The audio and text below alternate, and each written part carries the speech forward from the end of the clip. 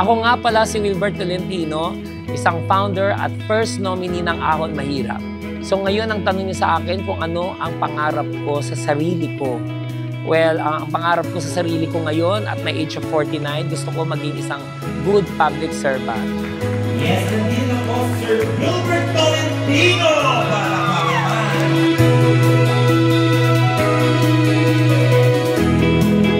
So kung nakikita nyo, mula nung bata ako hanggang sa edad ko ngayon, lahat po yan ay ginagrind ko. Lahat po ng struggles, lahat ay sinurvive natin. Lahat ng pangarap ko kung saan man ang tinatahak ko, kung saan man industriya, lahat po to ay natutupad.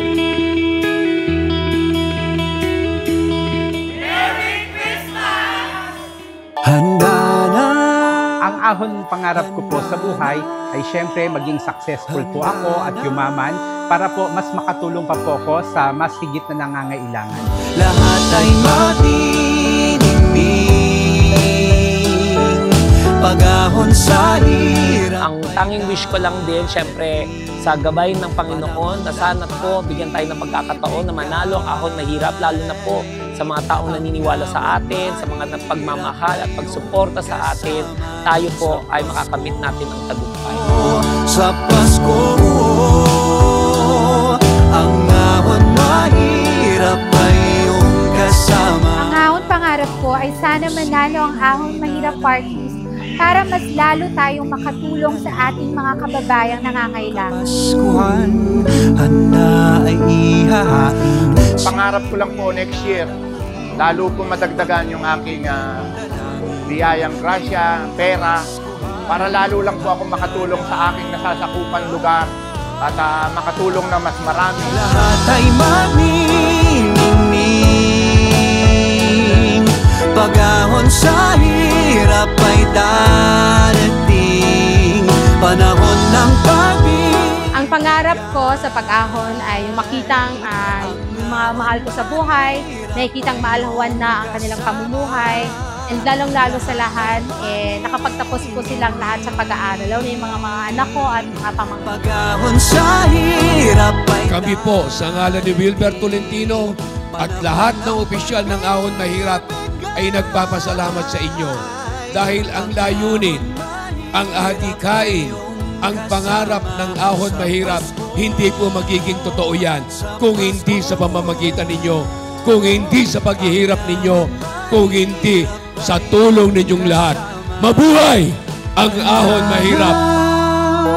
Handa na ang Ahon Mahirap. Ang aking pangarap sa pag-ahon ay magkaroon ang aking pamilya ng sariling bahay na matatawag na namin sa amin para doon ko maipapakita na ako ay umahon. Umahon ng mahirap.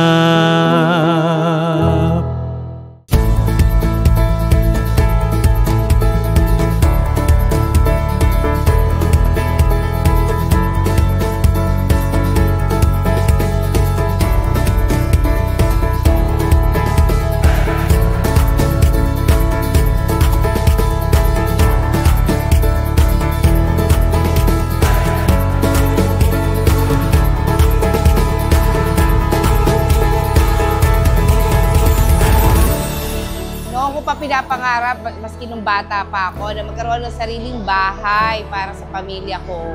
Ang aking pangarap para sa aking sarili po ay matulungan ang aking NGO sa Awing Lungsod. Yung lamang po at maraming salamat.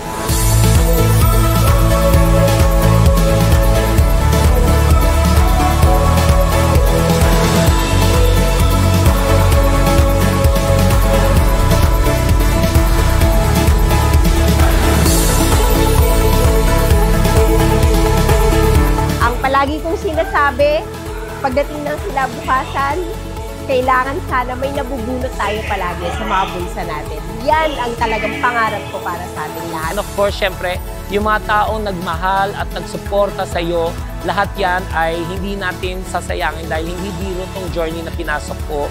Kaya sama-sama, tulong-tulong, yakapin natin ang pangarap natin, Ahon Mahirap.